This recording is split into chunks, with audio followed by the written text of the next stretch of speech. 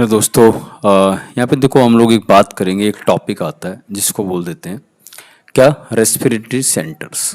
कि अपने पास जो पोर्शन है क्या है, रेस्पिरेटरी सेंटर्स। सर एग्जैक्टली क्या चीज़ हम इसमें पढ़ रहे हैं?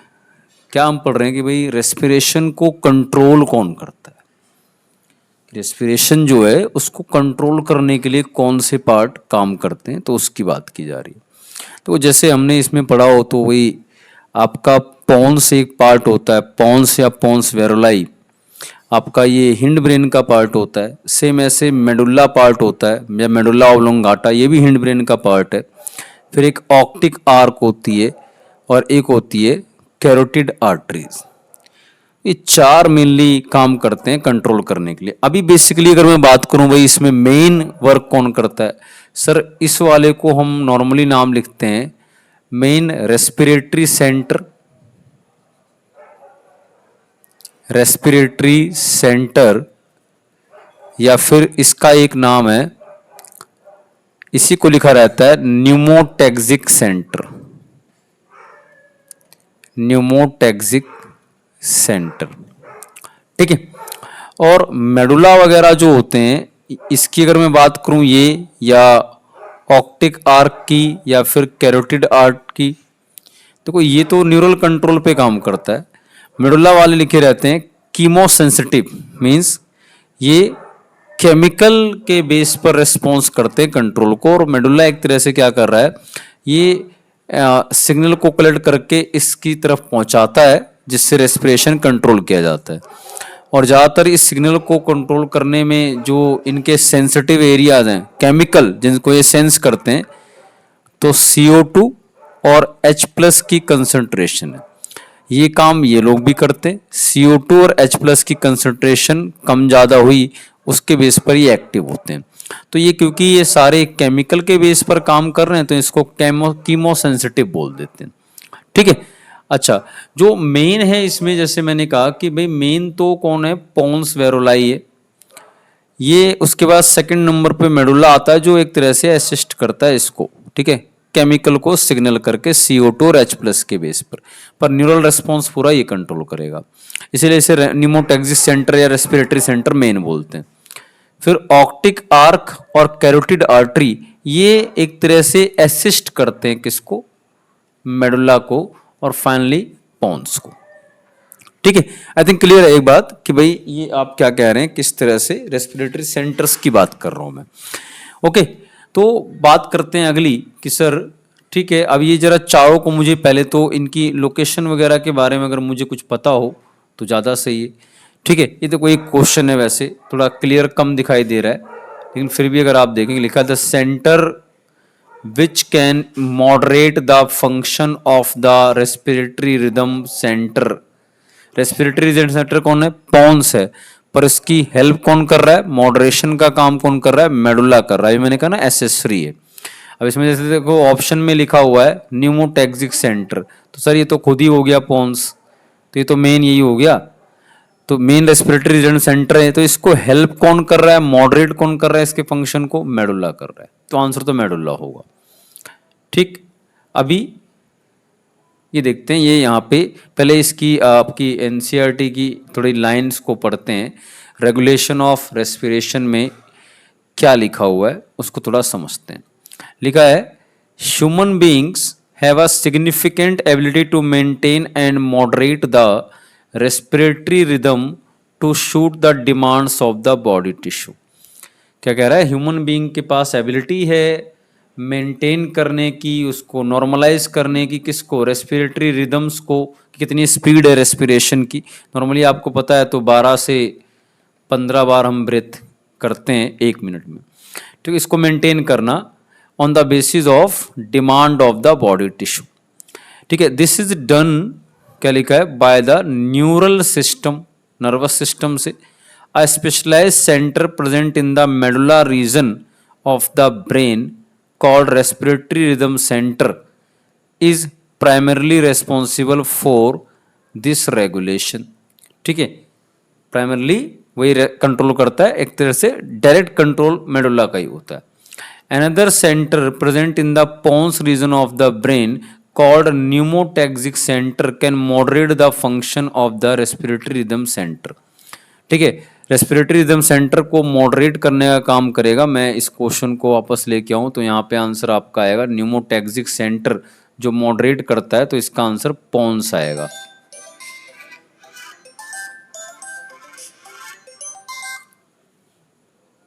ठीक है, इसका आंसर पॉन्स आएगा।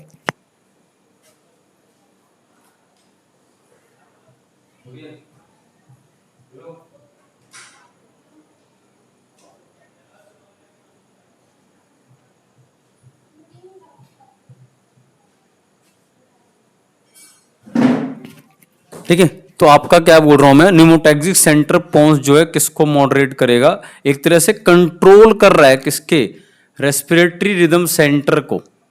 कौन, पॉन्स कंट्रोल कर रहा है। ठीक है, और ये कौन है, ये मेडुला वाला पार्ट है आपका। ठीक है, तो इसका आंसर जो है न्यूमोटैक्सिक सेंटर में पॉन्स आएगा, तो ऑप्शन अपना ए आएगा। मतलब जो ये रेस्पिरेटरी रिदम सेंटर है जो कंट्रोल कर रहा है मेडुला, दैट इज उसको भी कंट्रोल करने वाला एक है पॉन्स, बोल रहे हैं न्यूमोटैक्सिक सेंटर बोला जा रहा है। ठीक है, तो यहाँ पे यही बात हो रही है कि सर अनदर सेंटर, देखो ये क्या कह रहा है, a specialised centre medulla region of the brain called respiratory rhythm center is primarily responsible for this regulation, respiration के regulation के लिए। पर another center present in the pons region of the brain called pneumotaxic center that can moderate the functions of the respiratory rhythm center। मतलब pons medulla के work को regulate कर रहा है और उसे मॉडरेट कर रहा है, मीन्स बैलेंस कर रहा है।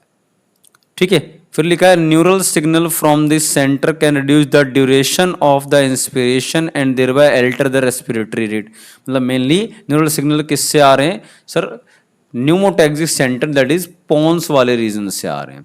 ठीक है, a chemosensitive area is situated adjacent to the rhythm centre which is highly sensitive to CO2 and hydrogen ions. जैसे मैंने कहा कि जो रिदम सेंटर है मेडुला, वो किसके अंदर प्रेजेंट है, मेडुला में रिदम सेंटर।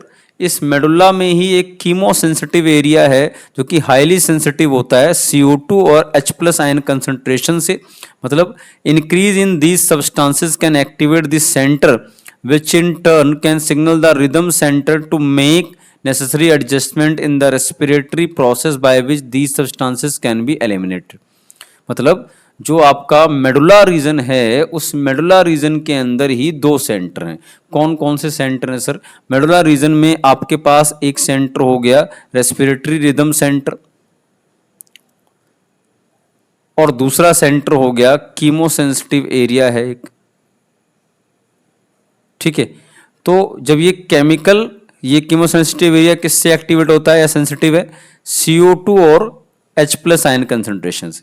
अगर इनका अमाउंट बढ़ गया तो कीमोसेंसिटिव एरिया में इनका अमाउंट बढ़ने से होगा क्या कि एक्टिवेट कर देते हैं फाइनली किसको, रिदम सेंटर ऑफ मेडुला, जिससे क्या होता है necessary adjustment in the respiratory process by which these substances can be eliminated. इनको कम किया जाता है।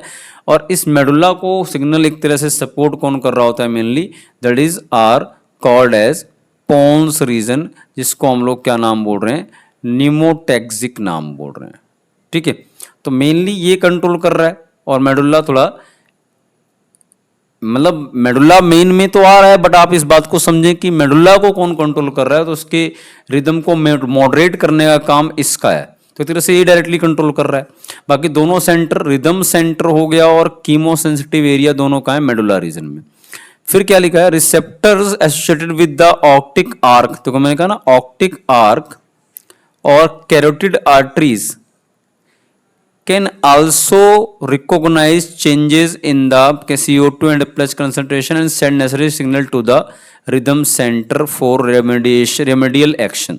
क्या बोल रहा है, जो ये भाई साहब ऑप्टिक आर्क है एक, साथ में कैरोटिड आर्टरी जो है, ये भी इन चेंजेस को, इसके पास भी रिसेप्टर होता है और इन चेंजेस को ये आइडेंटिफाई करते हैं और नेसेसरी सिग्नल किसको भेज देते हैं, ये भी मेडुला के रेस्पिरेटरी सेंटर को, और उससे कहाँ जाएगा सिग्नल, फिर उसके बाद जाएगा पोन्स के पास, उसके निमोटैक्सिक सेंटर के पास, ताकि भैया ये ज़्यादा हो गया इसे कम कर दो, उसके लिए कुछ सिग्नल वगैरह भेज दो। The role of oxygen in the regulation of respiratory rhythm is quite insignificant. Clear कि एक्चुअली इसको रेस्पिरेटरी रिदम को कंट्रोल करने में रोल आगे आएगा किसका, ऑक्सीजन का आएगा सर, क्योंकि ऑक्सीजन का अमाउंट बढ़ेगा तो ही कहीं ना कहीं इन चीज़ों का अमाउंट घटेगा, और कीमोसेंसिटिव एरिया वगैरह जो है ये क्या है, सप्रेस होंगे, और रेस्पिरेशन नॉर्मल चलेगा। ठीक है, ये एनसीईआरटी की लाइन है, इसको आप थोड़ा सा ध्यान रखेंगे। इसमें मैं बात करूँ अब कि जरा सेंटर्स को देख लें कहाँ कहाँ प्रेजेंट होते हैं। तो मैंने कहा एक भाई, अगर मैं इसमें डायग्राम में पहले जाऊं तो आपके सामने ये डायग्राम पड़ा हुआ है, इस डायग्राम को थोड़ा सा देखते हैं।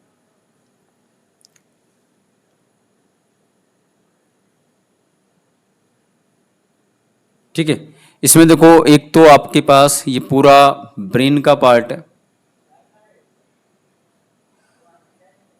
इस पूरे ब्रेन के पार्ट में अपने पास क्या रीजन है सर, एक जगह देखो लिखा है मेडुला या मेडुला ऑब्लोंगाटा, और एक जगह पोन्स या पोन्स वेरोलाई होता है।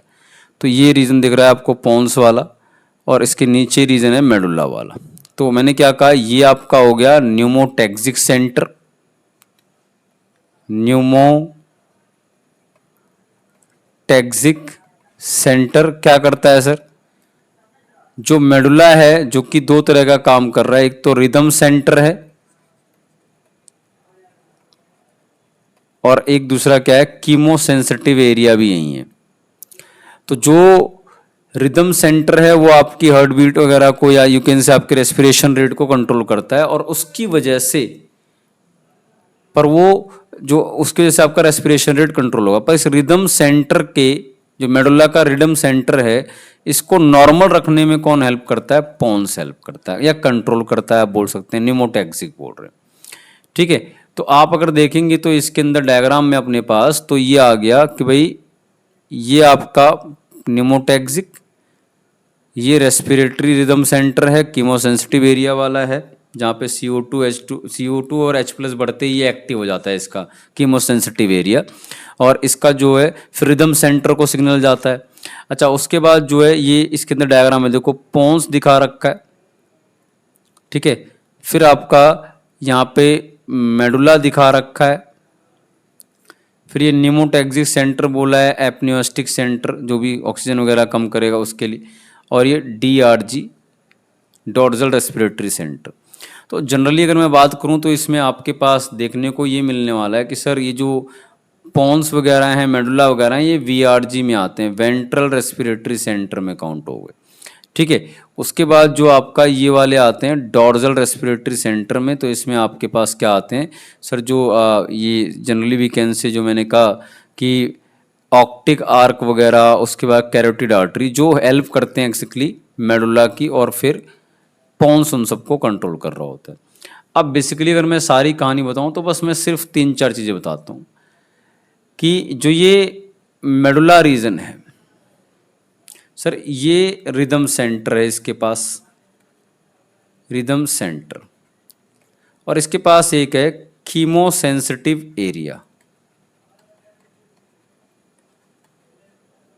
ठीक है, मेनली क्या होता है, और ये पोन्स जो है इसको हम लोग बोल रहे हैं न्यूमोटैक्सिक सेंटर, मेनली तो यही होता है। तो एग्जैक्टली क्या होना है उसको थोड़ा सा समझा जाए कि सर यहाँ पे जो रिदम सेंटर होता है ये कंट्रोल करता है आपके ब्रीथिंग रेट को, लाइक नॉर्मल 12 से 15 रखनी है पर मिनट, तो ये मेंटेन करेगा। अब होता ये है कि जैसे ही आपकी बॉडी में CO2 और H+ का कंसंट्रेशन रेज करता है, तो मेडुला का ये कीमोसेंसिटिव एरिया एक्टिव हो जाता है कि भैया ज़्यादा अमाउंट में CO2 और H+ आ गए, थोड़ा रेस्पिरेशन को ठीक से मेंटेन करिए, और ये सिग्नल देता है अपने बगल में ही प्रेजेंट रिदम सेंटर को। रिदम सेंटर को जब मैसेज जाता है तो रिदम सेंटर को नॉर्मल रेस्पिरेशन मेंटेन करवाने के लिए पोन्स का ऑर्डर आता है, मतलब पहले ये वहाँ सिग्नल भेजेगा तो पोन्स इसे ऑर्डर देगा जिससे इसका रिदम मेंटेन नॉर्मल, और आपका ब्रीथिंग रेट सेट किया जाएगा किस पे, 12 से 15 बीट्स या ब्रीथ्स पर मिनट। ठीक है, तो ये तो मेन हुआ मेडुल्ला और उसका काम। अब इसमें दो और मैंने कहे, एक तो ऑप्टिक आर्क है, अभी देखते हैं कहाँ होती है, और एक आ गई कैरोटिड आर्टरीज। ये भी, इनके पास भी कीमो सेंसिटिव एरिया होता है, ये लोग भी किसको सेंस कर पाते हैं, CO2 और H+ की इंक्रीज कंसंट्रेशन को, पर ये एक तरह से रिपोर्ट करते हैं किसको, मेडुल्ला के रिदम सेंटर को। Means chemo sensitive area of medulla and chemo sensitive area of optic arc and carotid artery, ये सारे एक तरह से किसको रिपोर्ट करते हैं कि आपका CO2 H+ आयन बढ़ गया है, रिदम सेंटर को। और वो रिदम सेंटर मैनेज कर रहा होता है किसको, कितनी ब्रीथ बननी चाहिए ताकि ये CO2 वगैरह को मैनेज किया जाए। तो उसके लिए फिर वो सिग्नल आता है किससे, पोन्स से। इस तरह से कुछ कंट्रोल होता है रेस्पिरेशन, अगर बात करेंगे आप, क्लियर है, इस तरह से रेस्पिरेशन को कंट्रोल किया जाता है। तो इसमें थोड़ा सा लोकेशन को देखें, देखो मेडुल्ला और पोन्स तो आपको लोकेशन दिख ही रहे हैं, ठीक है, आपके ब्रेन में ये पार्ट पोन्स हो गया, इसके नीचे ही मेडुल्ला होता है, ठीक है, और इस साइड में कहीं प्रेजेंट कौन होता है, जैसे सेरेबेलम, फिर ये आपका न्यूरल स्पाइनल कोड वगैरह आ जाती है, वो आगे चीज़ें। अब जरा बात करते हैं कि सर इसमें जो दो सेंटर आपने और बताए, एक तो ऑप्टिक आर्क और दूसरा आप क्या कह रहे हैं, दैट इज कैरोटिड आर्टरी। देखो आपके सामने डायग्राम है, मैं एक बार ऑप्टिक आर्क को ले लूँ। क्या होता है, जो आपका एओर्टा रीजन होता है ना, जो हार्ट में चैम्बर होते हैं, तो चारों चैम्बर में जब लेफ्ट वेंट्रिकल से ब्लड जाता है तो ऑर्टा में जाता है। तो ये ऑर्टा का पार्ट देखो, ये डिसेंडिंग दिख रहा होता है और ये यहाँ से एंट्री हो रही है ऐसे, तो ये असेंडिंग और वो डिसेंडिंग एओर्टा होता है। अब जनरली क्या होता है कि जो ये असेंडिंग और डिसेंडिंग एओर्टा मैं बोल रहा हूँ, ये ऐसे चल रहा होता है, तो आपको दिख रहा है यहाँ पे ये आर्क बन रही है, जहाँ दोनों का ज्वाइनिंग पॉइंट बोल दें आप। तो सर इसको इसीलिए नाम बोल रहे हैं इस पूरे रीजन को, क्योंकि ये थोड़ा सा कर्व सा बन रहा है, तो इसको बोलते हैं ऑप्टिक आर्क, ठीक है, या आर्क ऑफ ऑर्टा। और यहीं से कहीं एओर्टा से निकल के जाती है हमारे शोल्डर्स वगैरह रीजन में, लेफ्ट साइड, जो वहाँ के शोल्डर वगैरह रीजन को न्यूट्रिशन देने वाली है, तो लेफ्ट सब क्लेवियन आर्टरी, क्लेविकल बोन वगैरह से रिलेटेड बोल रही है। सेम ऐसे ही सर राइट सब क्लेविकल आर्टरी या क्लेवियन आर्टरी, ऐसे ही आपके यहीं एओर्टा से निकल के आपके हेड में, किसमें हेड में, ब्रेन में, ठीक है, फेस में, वहाँ सब प्योर ब्लड सप्लाई कर रही होती है। तो उस आर्टरी का नाम है, वो भी दो होती हैं, लेफ्ट कैरोटिड आर्टरी और राइट कैरोटिड आर्टरी मेन होती हैं, बाकी इनकी ब्रांचिंग भी आती है। तो कैरोटिड आर्टरी और मैंने क्या कहा, एक तो आर्क ऑफ एओर्टा, ये दोनों भी कीमो सेंसिटिव एरिया हैं और किसके अमाउंट को आइडेंटिफाई करते हैं कि अगर CO2 और H+ की कंसंट्रेशन इंक्रीज हुई तो ये लोग भी इस चीज़ को सेंस कर पाएंगे, ऑप्टिक आर्क और कैरोटिड आर्टरीज, ठीक है। तो इनकी पोजीशनिंग थोड़ा सा एक डायग्राम और दिखा देता हूँ मैं, जिससे आपको समझ में आएगा। ये आपके पास डायग्राम एक ये भी है, ठीक है, ये क्लियरली आपको दिख रहा है। तो ये वाला रीजन हो गया ऑप्टिक आर्क, ये, ठीक है, ऑप्टिक आर्क, आर्क जैसा स्ट्रक्चर बन रहा है ना, आर्क लग रही है, तो ऑप्टिक आर्क हो गया।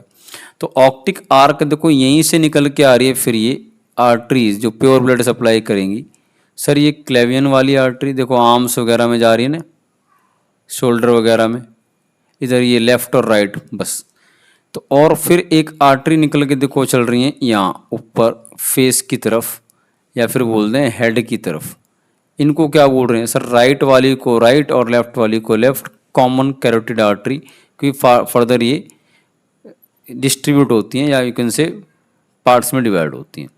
और ये लेफ्ट वाली, तो ये कैरोटिड आर्टरी कहाँ न्यूट्रिशन सप्लाई कर रही है, फेस में, हेड रीजन में, यहाँ सब प्योर ब्लड सप्लाई करने का काम करेगी, ठीक है। तो ये 4 सेंटर हैं टोटल मिला के जो क्या करेंगे, रेस्पिरेशन को कंट्रोल करते हैं। तो अगर मैं एक ब्रीफ दूं तो मैं ये बात बोल रहा हूँ कि सर यहाँ पे आपके सामने दिख रहा हो तो मेन रेस्पिरेटरी रिदम सेंटर जो है वो आपका कहाँ मिल रहा है, वो आपके पास मिलेगा मेडुला रीजन में। ठीक है, रेस्पिरेटरी रिदम सेंटर जो रेस्पिरेशन के रेट को कंट्रोल कर मतलब सिग्नल कर लेता है। फिर वो किसकी हेल्प से, निमोटैक्सिक सेंटर जो कि कहाँ है, पॉन्स में, उसकी हेल्प से बीट्स को या रिदम रेट को कंट्रोल करता है, मॉडरेट करता है, इसको कहना कम करना, नॉर्मल करना। फिर उसके बाद जो है एक कीमो सेंसिटिव एरिया भी होता है रेस्पिरेटरी रिदम सेंटर के अलावा, कहाँ, मेडुला में, जो किसको सेंस करता है, अगर ज़्यादा अमाउंट हुआ किसका, CO2 का और H+ आयन का।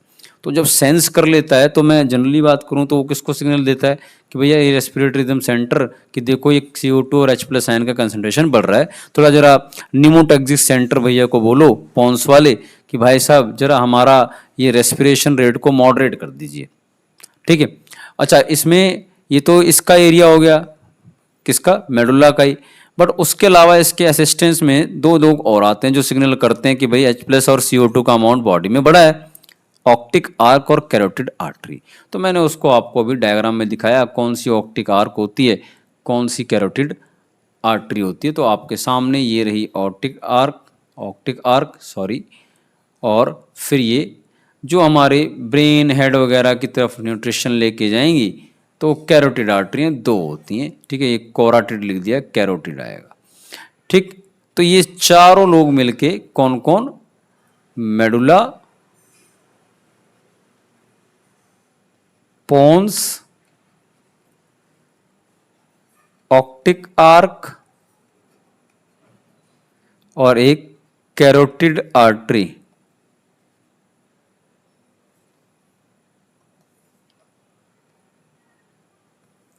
ठीक है, एक कैरोटिड आर्टरी।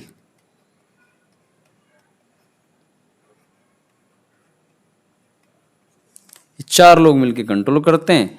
फिर हमने नाम भी पढ़ लिए इसके कौन, ये आपका न्यूमोटैक्सिक हो गया, ये रेस्पिरेटरी सेंटर कंटेन करता है, साथ में इसी के अंदर कीमोसेंसिटिव एरिया है, और इसी की तरह से कीमोसेंसिटिव एरिया इनके पास भी है। तो ये वाला और इसका कीमोसेंसिटिव एरिया CO2 और H+ के कंसंट्रेशन को सेंस करते हैं, मेडुला के रिदम सेंटर तक पहुंचाते हैं इंफॉर्मेशन। फिर मेडुला का रिदम सेंटर पोन्स के पास जाता है कि भैया थोड़ा रेस्पिरेशन को कम करिए हमारे, और ये इसका न्यूमोटैक्सिक सेंटर उसको मॉडरेट करके ब्रीथिंग रेट को कम करता है। डन। तो ये पूरा जो है क्या है, that is we can call control of respiration बोला जा रहा है। होपफुली ये पूरा समझ में आ गया होगा। ठीक है, तो ये आपका कंट्रोल ऑफ किसकी बात हो रही है, रेस्पिरेशन।